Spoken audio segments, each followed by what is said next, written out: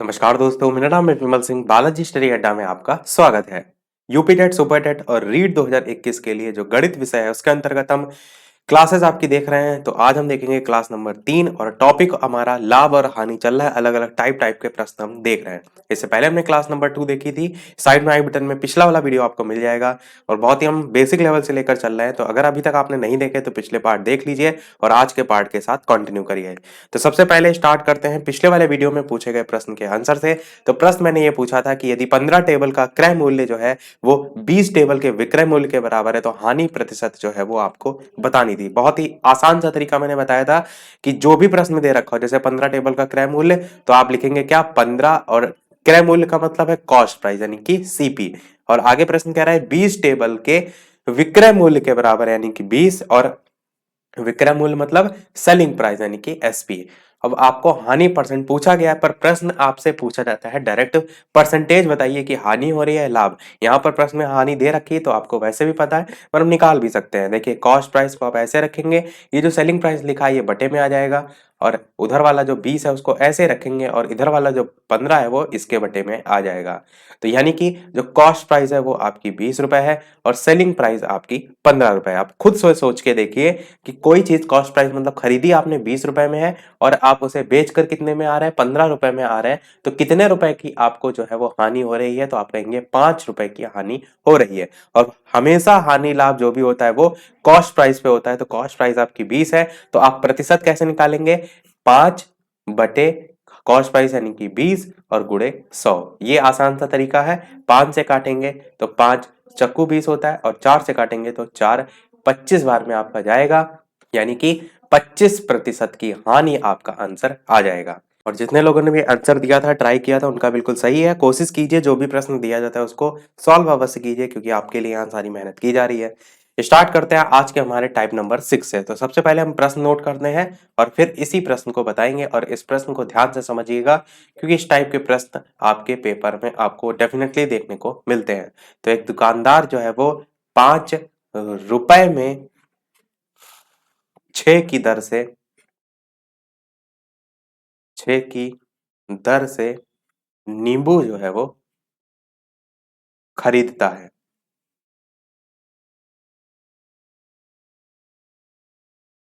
तथा 3 रुपए में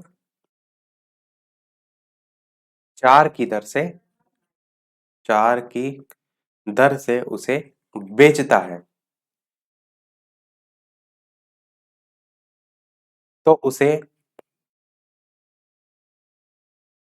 कितने परसेंट का जो है वो लाभ या हानि होगा, ये आपको बताना है। कितने प्रतिशत का लाभ या हानि जो है वो होगा। प्रश्न में मैंने आपको पहले ही कहा था, लिखा नहीं होता लाभ या हानि परसेंट, आपको खुद निकालना होता है कि लाभ हो रहा है या हानि हो रहा है। पर कुछ प्रश्नों में लिखा भी रहता है। देखिए, इस प्रश्न को हम अलग अलग तरीके से देखेंगे। जैसे कि इससे पहले के भी प्रश्नों को हमने अलग अलग स्टाइल से देखा है। जो आपको समझ में अच्छे से आए आप उस तरीके से प्रश्न को कर सकते हैं। सबसे पहले लिखा है 5 रुपए में 6 की दर, यानी 5/6 आप लिख सकते हैं। ये क्या हो जाएगा आपका कॉस्ट प्राइस, क्योंकि प्रश्न में कह रहा है नींबू खरीदता है, तो ये आपका कॉस्ट प्राइस हो जाएगा। सेलिंग प्राइस आपका क्या हो जाएगा, 3 रुपए में 4 की दर से बेचता है, यानी कि 3/4। अब ये जो दोनों आपके इस प्रकार से आपने लिखे हैं, इसको आप कैसे लिखिए कि जो कॉस्ट प्राइस है उसको लिखिए और जो सेलिंग प्राइस है उसको लिखिए। कॉस्ट प्राइस के नीचे कॉस्ट प्राइस वाला आप रेशियो, ये बटे का फॉर्म जो भिन्न हमने लिखी है, और सेलिंग प्राइस के नीचे इस प्रकार तिर्यक आप इसको मल्टीप्लाइड कीजिए। 6 कितना होता है, 18 होता है, तो सेलिंग प्राइस आपका 18 आ जाएगा। 4 पंचे 20 होता है, कॉस्ट प्राइस आपका 20 आ जाएगा। अब आपको समझ में आ गया होगा। वहीं हम प्रश्न के शुरुआत स्टेज में पहुंच गए कि अगर आपने कोई चीज 20 रुपए की खरीदी है और 18 रुपए में बेची है, तो कितने की हानि हो रही है, 2 रुपए की हानि हो रही है। कितने पर हानि हो रही है, हमेशा कॉस्ट प्राइस पर होती है, यानी 20 पर हो रही है, और परसेंट निकालने के लिए गुणे 100। तो अब इसको सॉल्व करेंगे तो 2 एकम 2, दहम 20 होता है, 10 से काटेंगे तो 10 10 जा 100, यानी कि 10% हानि आपका आंसर जो है वो बिल्कुल सही हो जाएगा। ये हमारा हो गया पहला तरीका। इसी प्रश्न को दूसरे तरीके से भी देखते हैं।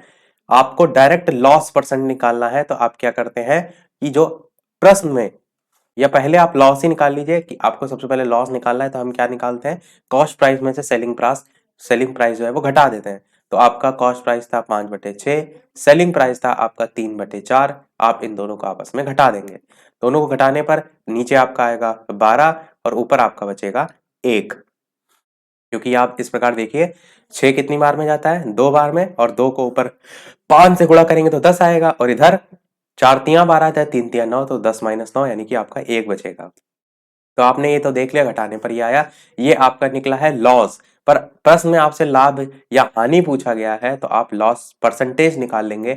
लॉस परसेंटेज निकालने का तरीका कि 1/12 जो है आपका लॉस हो रहा है, और कितने पर हो रहा है, तो हमेशा कॉस्ट प्राइस पर होता है, यानी कि 5/6 पर हो रहा है, और गुणे 100। अब इसको आप सॉल्व करेंगे तो ये नीचे नीचे गुणा हो जाएगा, ऊपर ऊपर गुणा हो जाएगा, और इसे भी सॉल्व करके आपका जो मान आएगा वो आएगा 6/60 गुणे 100। और 6 का नम 6, 6 दहम 60, 10 से काटेंगे तो यहाँ से भी 10% लॉस आपका आंसर आएगा। पहले से भी 10% हानि आया था, इससे भी आया। तो दो तरीके हमने देखे, दोनों ही आपके इजी हैं। पहला आपको बहुत इजी लग रहा होगा क्योंकि आपका चुटकियों में प्रश्न में हल हो गया। दूसरा आपका थोड़ा सा भिन्न के फॉर्म में है तो आपको कठिन लग रहा होगा। अब हम बढ़ते हैं तीसरे तरीके की तरफ। इतने तरीके आपको कहीं देखने को नहीं मिलेंगे, ना कोई किताब में, ना कोई कहीं। तो मैं अपनी तरफ से कोशिश ये कर रहा हूँ कि जिनको बिल्कुल भी मैथ ना आती हो, वो अलग-अलग तरीके जब देखेंगे तो उनको एक ना एक तरीका तो अच्छा लगेगा ही, एक ना एक तरीके से उस प्रश्न को सॉल्व करना वो सीख लेंगे। तो उनको मैथ में जब इंटरेस्ट क्रिएट होने लगता है, देखिए मैथ में कब इंटरेस्ट कब क्रिएट होता है, जब आपको मैथ ईज़ी लगती है। आपसे अभी मैं एकदम जोड़ घटाने वाले प्रश्न कराने लगूँ, आपको मैथ लगेगा अरे कितनी ईज़ी है, सब कुछ जब आने लगता है तभी आपको मैथ ईज़ी लगती है। तो इसीलिए इतने तरीके मैं बता रहा हूँ कि जो आपको सबसे आसान लगे उस तरीके से प्रश्न को कर सकते हैं। अब देखिए तीसरा तरीका, कॉस्ट प्राइस आपका, सेलिंग प्राइस आपका। कॉस्ट प्राइस आपसे कह रहा है 5 रुपए में 6 की दर से, यानी 5 रुपए में 6 की दर से, ठीक है। सेलिंग प्राइस 3 रुपए में 4 की दर से, ठीक है। अब ये जो वस्तुएं हैं 6 और 4, इनको आपको बराबर करना होता है। बराबर करने के लिए क्या कीजिए, ऊपर वाले समीकरण को 2 से गुणा कर दीजिए और नीचे वाले को 3 से। 4 तिया 12 हो जाएगा, 6 दूना 12। बाकी पूरे से करेंगे तो आपका जो कॉस्ट प्राइस नया वाला होगा वो क्या बन जाएगा, 10, क्योंकि 2 को पूरा गुणा करेंगे ना, तो 10 रुपए में 12 की दर से, और सेलिंग प्राइस जो है आपका 3 तिया 9 रुपए में और 12 की दर से। तो ये भी आपका ब्रैकेट दोनों का बंद हो जाएगा। अब दोनों देखिए इधर वस्तुएं बराबर होंगी, वस्तुओं को इक्वल क्यों करते हैं ये भी समझिए, क्योंकि जितनी वस्तुएं कोई दुकानदार लाया है वो क्या करेगा, सभी को बेचेगा, अपने पास तो रख नहीं लेगा। इसलिए हम पहले वस्तुओं को बराबर कर लेते हैं। अब जब वस्तुएं बराबर हो गई, अब आपको ये समझ में आ रहा है कि 10 रुपए में कोई दुकानदार 12 या 10 रुपए में वो 12 नींबू एक तरफ लाया है, और 9 रुपए में वो उधर बेचने का है दर उसका, वो 9 रुपए में 12 की दर से है। तो आप एक का डिफरेंस साफ साफ समझ में आ रहा है, यानी एक का उसे लॉस हो रहा है, और कितने पर हो रहा है, तो 10 पे हो रहा है, क्योंकि कॉस्ट प्राइस आपकी 10 है मल्टीप्लाइड करने के बाद, और गुणे 100। तो ये आपका यहाँ से भी वही 10% ही आएगा, 10 से आप इसे जब काटेंगे। तो इसी प्रश्न को करने के 3 तरीके मैंने बता दिए। उम्मीद करते हैं आपको इन तीनों में जो भी आसान सा लगा होगा, इस टाइप के प्रश्न आएंगे तो आप कर ले जाएंगे। तो चलिए अब हम क्या करते हैं, एक और प्रश्न देखते हैं इसी टाइप का, ताकि आपका कंसेप्ट एकदम क्लियर हो जाए। तो प्रश्न आपका है कि एक दुकानदार है जो कि 8 रुपए में 9 के हिसाब से 8 रुपए में 9 के हिसाब से नींबू जो है वो खरीद कर 9 रुपए में 8/9 की दर से बेचता है। तो आपको लाभ या हानि, पूरे सौदे में लिखा होगा लाभ या हानि प्रतिशत बताइए। तो जल्दी से सॉल्व कीजिए सभी लोग और आंसर बताइए कमेंट सेक्शन में टाइप करके। उसी तरीके से हम करते हैं जो सबसे लास्ट में हमने देखा था, कैसे कॉस्ट प्राइस, इस टाइप का जो तरीका होता है ना, इसमें किसी भी टाइप का प्रश्न आए तो आप आसानी से कर ले जाएंगे। और पहले तरीके से भी हम आपको दिखाएंगे। कॉस्ट प्राइस की बात करें तो है 8 रुपए में 9 की दर से, सेलिंग प्राइस 9 रुपए में 8 की दर से। अब आपको क्या करना है, दोनों तरफ जो है वो बराबर कर लेना है। इधर बराबर करेंगे तो 9 को किससे गुणा करें और 8 को किससे गुणा करें, तो 72 बना लेते हैं। 9 8 जा 72 होता है, तो इसको 8 से कर लीजिए और इसको 9 से कर लीजिए। तो आपका यहाँ पर बनेगा क्या, 8 को अंदर करेंगे तो 8 8 जा 64 और 9 8 जा 72, यानी कि कॉस्ट प्राइस आपकी इसके संदर्भ में आ जाएगी 64 रुपए में 72 की दर से। और सेलिंग प्राइस की अगर बात करें तो ये आपकी 9 9 जा 81, 81 रुपए में ब्रैकेट लगा देते हैं 72 की दर से। 64 रुपए में आपने कोई चीज खरीदी और 81 रुपए में आप बेच रहे हैं, समझिए इस चीज को। 64 रुपए में आपने कोई चीज खरीदी और 81 रुपए में बेच रहे हैं, तो आपको लाभ हो रहा है कि हानि हो रहा है? आप कहेंगे बिल्कुल लाभ हो रहा है। तो कितने का लाभ हो रहा है? तो 64 और 81 का डिफरेंस आपका 17 होगा। 17 का लाभ हो रहा है, हमेशा कॉस्ट प्राइस पर होता है, तो बटे 64 और गुणे 100। आगे आपका आसानी से इसी को सॉल्व करेंगे, आपका आंसर आ जाएगा। इसी प्रश्न को हमने जो सबसे पहला तरीका देखा था उससे भी देख लेते हैं, जो कि आपका बहुत ही इजी सा मेथड था। और क्या था कि 8 रुपए में 9 के हिसाब से, यानी 8/9, और ये क्या है? कॉस्ट प्राइस है। और इसी प्रकार बेचने की दर क्या है? 9 रुपए में 8 की दर से बेचता है, ये आपका सेलिंग प्राइस है। इसको इससे गुणा किया, इसको इससे गुणा किया, तो 8 8 जा 64 आया। तो जो कॉस्ट प्राइस है वो आपकी 64 आई। 9 9 जा 81 है, तो यानी कि सेलिंग प्राइस आपका 81 आया। यानी 64 रुपए में कोई चीज आपने खरीदी और सेलिंग प्राइस यानी 81 रुपए बेच रहे हैं, तो आपको कितने का प्रॉफिट हो रहा है? 17 का हो रहा है। और कॉस्ट प्राइस पर हो रहा है, कॉस्ट प्राइस है 64, तो गुणे 100। है आसान। ये तो आप ऐसे मन में भी कर सकते हैं अगर थोड़ी सी प्रैक्टिस आपकी अच्छी हो जाए। जो ये वाला तरीका है, जो मैंने पहला तरीका बताया, इसमें क्या होता है कि जब चीजें वस्तुएं और अधिक दे रखी हो, 2 की जगह 3 दे रखी हो, दो वस्तुओं को मिलाकर यानी कि दो अलग अलग चीजें उसने खरीदी, फिर उसको मिलाकर बेच रहा है, तो इस टाइप के प्रश्न हम इन्हीं तरीके से करने में आसानी हमें होगी। इसमें फिर आपको और कंफ्यूजन हो जाएगी। पर जब दो की बात की जा रही हो, जैसे इस प्रश्न में है, तो आप फिर ये वाले मेथड से आसानी से कर सकते हैं, बहुत ही कम समय में इस प्रश्न को कर सकते हैं। तो अब करते हैं इन सभी चीजों को और देखते हैं इसी तरीके का प्रश्न होगा पर डिफरेंट टाइप का। टाइप इसी में ही रखेंगे हम, पर प्रश्न आपका अलग तरीके से आता है, जिसमें वस्तुओं की संख्या जो है वो पूछी जाती है। और इसके अलावा वीडियो पसंद आ रहा हो तो सभी लोग वीडियो को लाइक भी अवश्य कर दीजिएगा। आपके लिए सारी मेहनत की जा रही है, सभी लोग अच्छे से अच्छी मैथ आए, सभी का इंटरेस्ट क्रिएट हो, सभी लोग ज्यादा से ज्यादा मैथ लगाइए। एक व्यक्ति 5 रुपए में 8 वस्तुएं खरीद कर 10 रुपए में 12 वस्तुएं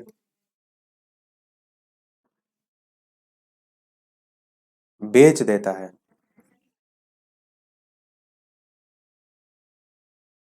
तो फिर 60 रुपए का लाभ कमाने के लिए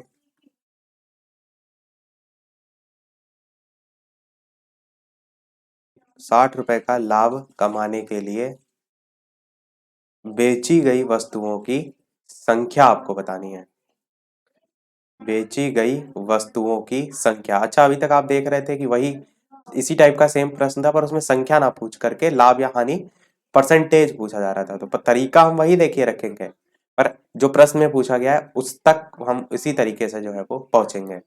देखिए, एक प्रश्न में कह रहा है एक व्यक्ति 5 रुपए में 8 वस्तुएं खरीद कर, यानी 5 रुपए में खरीदने की बात हो रही, तो सबसे पहले कॉस्ट प्राइस लिख लीजिए। 5 रुपए में 8 की दर से, यानी 5 रुपए में 8 की दर से वो वस्तुएं जो है वो खरीदने की लेकर बात की जा रही है। ठीक है, हमने लिख लिया, ब्रैकेट लगा सकते हैं आप। फिर कह रहा है कि 10 रुपए में 12 वस्तुएं बेचता है, यानी सेलिंग प्राइस आपका क्या हो जाएगा? 10 रुपए में वो 12 वस्तुएं जो है वो बेचता है। ठीक है, अब हमने क्या बताया था? वस्तुओं को आप बराबर कर लेते हैं। तो यहाँ पर 8 है, यहाँ 12 है। वस्तुओं को बराबर करने के लिए 8 का आप आगे जैसे बढ़ेंगे तो 8 2 जा 16, 8 3 जा 24 होता है, और 12 दूना 24 होता है। तो आप कुछ ना करिए, तो आप बराबर करने के लिए यहाँ पर गुणा कर दीजिए 3 से, 8 तिया 24 हो जाएगा। यहाँ पर कर दीजिए 2 से, 12 दूना 24। तो यहाँ पर जो वस्तुओं की संख्या है बराबर हो जाएगी। एक चीज को और थोड़ा सा ध्यान दीजिए कि ऐसा जरूरी नहीं कि आप छोटी से छोटी संख्या से ही गुणा करें। आप चाहें तो इसको 6 से गुणा करके 8 को यहाँ पर 48 बना सकते हैं, 8 6 जा 40 से होता है। और 12 को आप 12 चौक 48 होता है, तो 4 से गुणा करके भी 48 बना सकते हैं।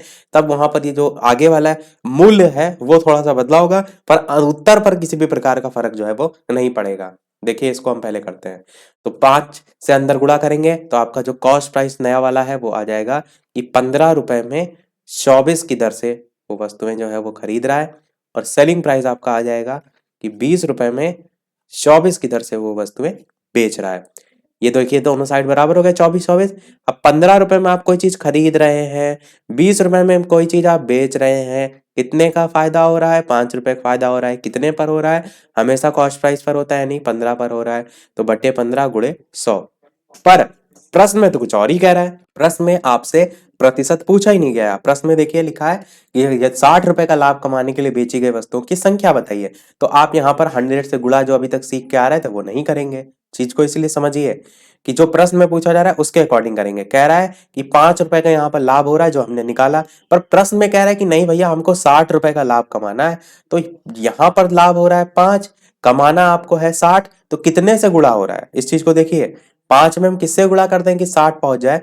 तो 12 से गुणा कर दीजिए, 12 पंचे 60 होता है। यानी कि अगर आप 12 से गुणा करेंगे तो 60 रुपए का आप लाभ कमा लेंगे। तो यही कुछ ना करिए, जो यहाँ पर इस तरफ वस्तुएं आपने बराबर की थी इसको भी 12 से गुणा कर दीजिए। तो 24 गुणे 12 आपका होता है 288। तो 288 वस्तुएं आपका आंसर हो जाएगा। है आसान, तरीका बहुत आसान है। अगर इसी को आप जो बेसिक मेथड है उससे करेंगे तो बहुत ज्यादा आपको लगेगा कि क्या इसमें खिचड़ी पक गई है, पर ऐसे ट्रिक से थोड़ा सा करने की कोशिश कीजिए तो आपको आसान भी लगेगा, चीजें समझ में आएंगी। हमने अभी तक चीजों को सीखा कि कॉस्ट प्राइस और सेलिंग प्राइस से जैसे आपको निकालना है आप निकाल लेंगे। हमने यहाँ तक तो सीख ली थी चीजों को। फिर जब प्रश्न में एक शर्त आपकी दे दी कि हमें 60 रुपए का लाभ कमाने के लिए बेची गई वस्तुओं की संख्या बताइए, तो हमें तो 15 रुपए में हम कोई चीज खरीद रहे थे और 20 रुपए में बेच रहे थे। 24-24 इस तरह वस्तुएं थी तो हमें 5 का लाभ हो रहा था। पर प्रश्न में 60 रुपए का लाभ कमाने की बात की गई, तो हम इस 5 को सबसे पहले 60 के बराबर करेंगे, और बराबर करने के लिए क्या करेंगे? हम 12 से गुणा कर सकते हैं। तो 5 गुणे 12 आपका होता है 60, 12 पंचे 60। तो सेम यही जो 12 से जितने से भी गुणा हो रहा है वही गुणा हम इस 24 से भी कर देंगे। तो 24 गुणे 12 भी आपका 288 आंसर वस्तुएं आ जाएगा, क्योंकि ये जो 24 हैं ये आपकी वस्तुएं हैं और प्रश्न में वस्तुओं की संख्या ही पूछी गई थी। केवल वस्तुएं ना पूछी गया होता, केवल 60 रुपए का लाभ कमाने के लिए पूछा गया होता, तो आपका उस आधार पे आंसर होता। अच्छा, एक चीज जो मैंने स्टार्टिंग में बताई उसको भी हम देख लेते हैं। वो क्या था कि अगर हम यहाँ पर जो गुणा 2 या 3 से कर रहे हैं, हम इसकी जगह इससे बड़े नंबर से गुणा कर दें। ऐसा कोई फिक्स तो है नहीं कि हमको छोटे से ही लेना है। मेन चीज हमें क्या करनी थी? वस्तुएं बराबर करनी थी। तो ऐसा कोई फिक्स नहीं कि आप यहाँ सबसे कम संख्या से ही गुणा करें, आप कोई भी संख्या से गुणा करें।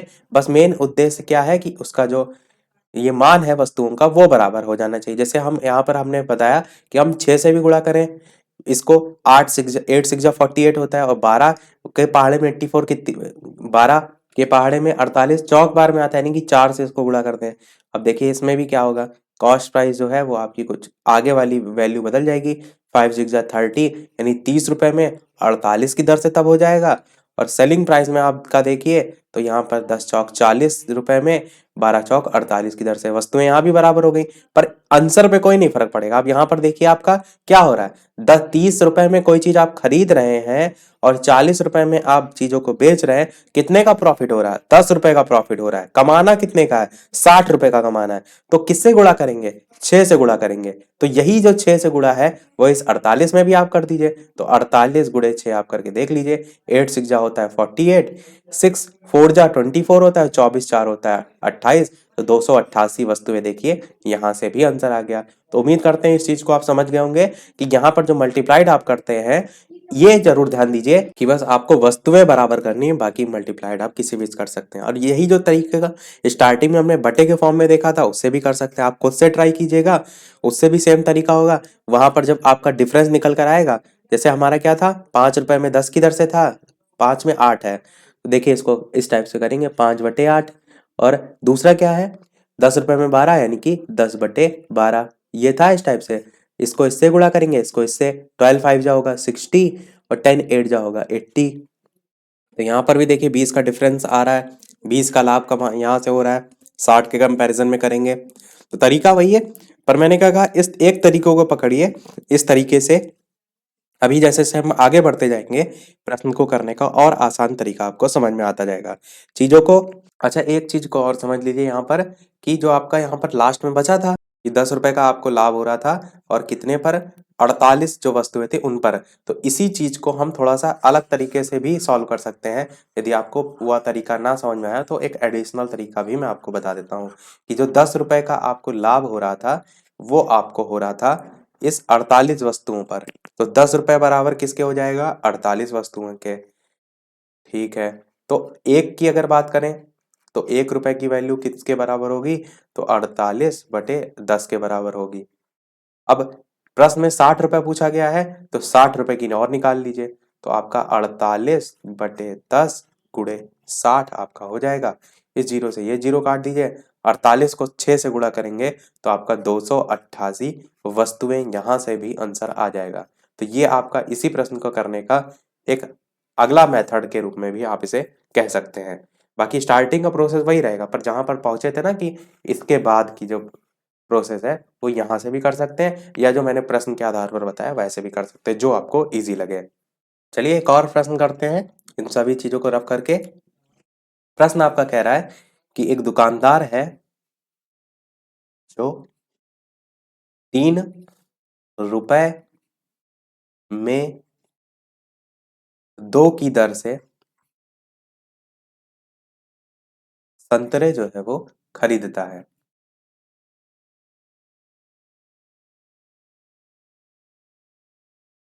और क्या करता है, उन्हें 2 रुपए में 3 की दर से बेचता है या बेच देता है। तो आपको लाभ या हानि परसेंट बताना है। लाभ स्लैश हानि परसेंट में से लाभ या हानि में क्या होगा ये आपको बताना है। तो देखिए कैसे करेंगे। अभी हमने सीखा 3 रुपए में 2 की दर से, तो तीन कॉस्ट प्राइस लिखिए, 3 रुपए में जो है वो 2 की दर से ब्रैकेट सेलिंग प्राइस, 2 रुपए में 3 की दर से ब्रैकेट, दोनों को बराबर करना है तो इसको गुणा कर दीजिए 3 से, इसको गुणा कर दीजिए 2 से, तो ये दोनों 6 हो जाएगा। तो आपका क्या बनेगा कॉस्ट प्राइस, तो बनेगा आपका कॉस्ट प्राइस 9 रुपए में 6 की दर से, सेलिंग प्राइस 4 रुपए में 6 की दर से, दोनों 6 बराबर हो गए। कोई चीज आप खरीद 9 रुपए में रहे हैं, बेच 4 रुपए में रहे हैं, आपका क्या हो रहा है, लॉस हो रहा है। कितना लॉस हो रहा है, तो आप कहेंगे 5 रुपए का, 4 से आप बढ़िए 5 6 7 8 9, 5 रुपए का लॉस हो रहा है। तो लॉस परसेंटेज आपका क्या हो जाएगा, 5 रुपए का लॉस कॉस्ट प्राइस पर होगा यानी कि 9 रुपए पर हो रहा है गुणे 100। इसको आप सॉल्व करेंगे तो आपका 55 सही 5/9% हानि आंसर आ जाएगा। समझ गए आप। इसी प्रश्न को दूसरा तरीका जो मैंने बताया था उससे भी करके आपको दिखा देते हैं, फिर हम एक नए टाइप के क्वेश्चन की तरफ बढ़ेंगे। वो क्या था, कॉस्ट प्राइस एक तरफ लिखिए, सेलिंग प्राइस एक तरफ लिखिए, 3/2 क्योंकि कॉस्ट प्राइस है, 3 रुपए में 2 की दर से बेचने का है, 2/3, 2 रुपए में 3 की दर से, इस टाइप से उत्तरीय गुणा कीजिए, 3 को 3 से करेंगे तो 9 कॉस्ट प्राइस आ जाएगा, 2 को 2 से गुणा करेंगे तो कितना 4 जो है आपका सेलिंग प्राइस आ जाएगा। पूरे में चलिए गोला कर देते हैं, समझ में आपको आ जाएगा। यानी कि आपने कोई चीज 9 रुपए में खरीदी, 4 रुपए में बेची, तो 5 रुपए में आपकी हानि हो रही है। और कितने पर हानि हो रही, कॉस्ट प्राइस पे यानी 9 पर, और गुणे 100, तो वही चीज आ गई जो पहले आई थी, वही आपका आंसर भी आ जाएगा 55 सही 5/9। चलिए देख देख लेते हैं अपना लास्ट प्रश्न, और इसके बाद एक प्रश्न हम आपसे भी पूछेंगे, और ये आपका इसी टाइप के अंतर्गत ही हम देख रहे हैं, क्योंकि लगभग इसी टाइप के ही प्रश्न है, बस थोड़ा बहुत सभी प्रश्नों में चेंज है। कि एक दुकानदार 10 रुपए में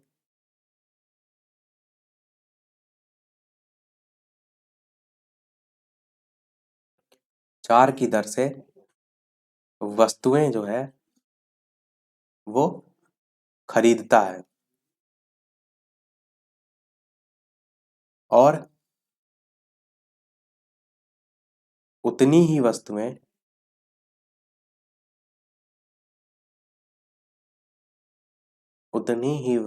जो है वो 10 रुपए में 5 की दर से खरीदता है।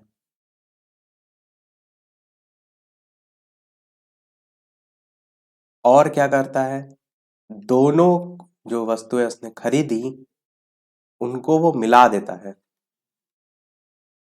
दोनों वस्तुओं को मिलाकर 20 रुपए में 9 की दर से जो है बेचता है। तो उसे बताना है आपको लाभ हुआ या हानि हुआ और कितने परसेंटेज हुआ। अभी तक क्या कर रहा था वो कि जैसे कोई होता है ना दुकानदार, जैसे कोई सब्जी वाला ही है, आप सोचिए कि वो मंडी से गया, उसने कोई एक पर्टिकुलर दर ली कि 5 रुपए में 6 की दर से उसने संतरा या नींबू कुछ जो है वो खरीदा, और एज इट इज आया वो ठेला पर या कहीं जो उसने शॉप लगाई है, उसने क्या किया उसी से थोड़ा सा प्राइस बढ़ाकर 3 रुपए में 4 या किसी के हिसाब से बेच दिया। अब यहाँ पर दुकानदार अब क्या शर्त दे रहा है कि वो जो सामान खरीद रहा है वो अलग अलग जगह से दो खरीद रहा है। अलग अलग जगह मैं आपको समझाने के लिए बता रहा हूँ, ये जरूरी नहीं कहीं से खरीद रहा है क्या फर्क पड़ता है। कहने का मतलब है कि दो अलग अलग रेट पर खरीद रहा है, 10 रुपए में 4 की दर से खरीद रहा है और उतनी ही वस्तुएं क्या कर रहा है 10 रुपए में 5 की दर से खरीद रहा है, और फिर क्या कर रहा है दोनों वस्तुओं को मिला दे रहा है और 20 रुपए में 9 की दर से बेचता है। इस प्रश्न को ऐसे भी समझ सकते हैं हम कि जैसे मंडी से उसने सामान खरीदा, लौट कर आ रहा है, रास्ते में उसे कहीं सस्ते मिल गए तो उसने क्या किया, चलो जितने खरीदे थे उतने ही और खरीद लेते हैं, और उसने एक अलग रेट से खरीदा। फिर जो उसने पहले खरीदे थे जो अब उसने बाद में खरीदे उन दोनों को मिलाकर उसने 20 रुपए में 9 की दर से बेचना स्टार्ट कर दिया। तो इसमें आपको लाभ या हानि पूछा गया है। अब हम क्या करेंगे, तो जो कॉस्ट प्राइस दो दे रखी है क्योंकि 2 बार उसने खरीदा है ना, कलर चेंज करते हुए लिखते हैं, तो कॉस्ट प्राइस आपका क्या हो जाएगा, तो आप कहेंगे 10 रुपए में 4 की दर से उसने पहले खरीदा। ठीक है, बिल्कुल ठीक है। दोबारा की कॉस्ट प्राइस क्या रही, उतनी ही वस्तुएं उसने 10 रुपए में 5 की दर से भी खरीदी। बिल्कुल ठीक है। अब वस्तुएं सबसे पहले हम इन्हीं कॉस्ट प्राइस में ही बराबर करेंगे, तो 4 और 5 को बराबर करने के लिए सबसे बढ़िया 20 बना लेते हैं। तो ऊपर वाले को भी हम 5 से गुणा करते हैं, नीचे वाले को 4 से करते हैं। तो ऊपर वाला 5 से गुणा करने पर क्या हो जाएगा, 10 को अंदर 5 से गुणा करेंगे तो 50 रुपए में 5 चक्कू 20, 20 आ जाएगा ये। और दूसरा वाला कॉस्ट प्राइस क्या आ जाएगा, 4 दाम 40 होता है यानी 40 रुपए में 5 चक्कू 20 यानी कि 20। तो ये आपका पहले एक कॉस्ट प्राइस, फिर दूसरा वाला कॉस्ट प्राइस, गुणा करने पर हमने क्या किया, जो वस्तुएं थी वो बराबर कर ली। मैंने पहले कहा हम वस्तुओं को बराबर कर लेते हैं। अब ये जो पहले वाला था 50 रुपए और जो बाद वाला है 40 रुपए, इन सबको हम जोड़ भी तो सकते हैं क्योंकि वस्तुएं तो हमारी दोनों बराबर ही हैं, यानी कि एक नए कॉस्ट प्राइस के रूप में इसे हम बना सकते हैं। और वो नया कॉस्ट प्राइस आपका क्या हो जाएगा, वो ये हो जाएगा कि 90 रुपए में जो है वो 20 की दर से, और ये 20 पहले वाला भी है दोबारा वाला भी है, तो दोनों 20-20 मिलकर यहाँ पर 40 हो जाएगा। तो 90 रुपए में 40 की दर से आपका वो कॉस्ट प्राइस हो जाएगा। हम जो सेलिंग प्राइस था उस पर बढ़ते हैं। सेलिंग प्राइस आपका प्रश्न था कि दोनों वस्तुओं को मिलाकर 20 रुपए में 9 की दर से बेच रहा है, तो 20 रुपए में 9 की दर से वो क्या कर रहा है, बेच रहा है। ये वाला दो अलग अलग हो गए, एक आपका कॉस्ट प्राइस एक सेलिंग प्राइस। अब वही प्रश्न के हम स्टार्टिंग जिससे पहले हम देख कर आए थे वहां पहुंच गए। अब 40 और साथ ही साथ इधर 9 है, आप अगर गुणा करेंगे वस्तुओं को बराबर करने के लिए तो संख्या बहुत बड़ी हो जाएगी। तो हम क्या करते हैं, जो जीरो है इस जीरो से इस जीरो को काट लेते हैं। अब यहाँ पर 9 रुपए में 4 की दर से हो गया, 20 रुपए में 9 की दर से हो गया। अब 4 और 9 को बराबर करने के लिए 36 हम बना सकते हैं क्योंकि 4 9 जा 36 होता है और 9 4 जा 36 होता है। तो नया जो कॉस्ट प्राइस आएगा वो क्या आएगा, जब 9 को अंदर गुणा करेंगे तो 81 रुपए में 36 की दर से, और दूसरा वाला क्या आएगा, 20 को 4 से गुणा करेंगे तो 80 आएगा और 80 रुपए में 36 की दर से, और ये आपका कॉस्ट प्राइस हो जाएगा और नीचे वाला आपका सेलिंग प्राइस हो जाएगा। यानी कोई चीज आप क्या कर रहे हैं, 81 रुपए में जो है वो खरीद रहे हैं और बेच उसे 80 रुपए रहे हैं, तो लॉस हो रहा है, कितने का लॉस हो रहा है, एक का लॉस हो रहा है। इस चीज को समझिए, 81 80, उधर वस्तुएं तो हमारी बराबर होनी है, तो आपका जो लॉस प्रतिशत होगा वो एक का लॉस होगा, और किस पर लॉस होगा, हमेशा कॉस्ट प्राइस पर होगा। तो कॉस्ट प्राइस आपकी 81 है और गुणे 100।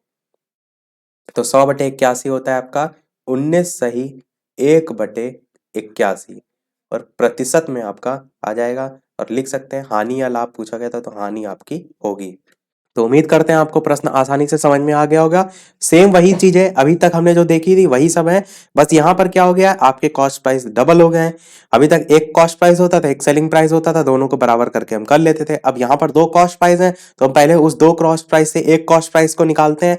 जब आप संयुक्त रूप से निकाल लेते हैं, फिर आपका एक सेलिंग प्राइस, फिर प्रश्न का वही स्वरूप हो जाता है जो अभी तक हम देखते आए थे। तो मैंने क्या कहा था, ये हमारा लास्ट प्रश्न होगा। अब हम आपसे प्रश्न पूछ लेते हैं, जिसको आप लोग सॉल्व अवश्य कीजिएगा, क्योंकि प्रैक्टिस अगर आप नहीं करेंगे तो मैथ आपको जिंदगी में नहीं आएगी। तो कोशिश कीजिए और वीडियो के मेन कमेंट में टाइप करके बताइएगा आंसर जो है वो क्या आएगा। वीडियो की लाइव टाइमिंग जिनको नहीं पता है, वो है शाम के 8 बजे की। इन सभी चीजों को रफ कर देते हैं।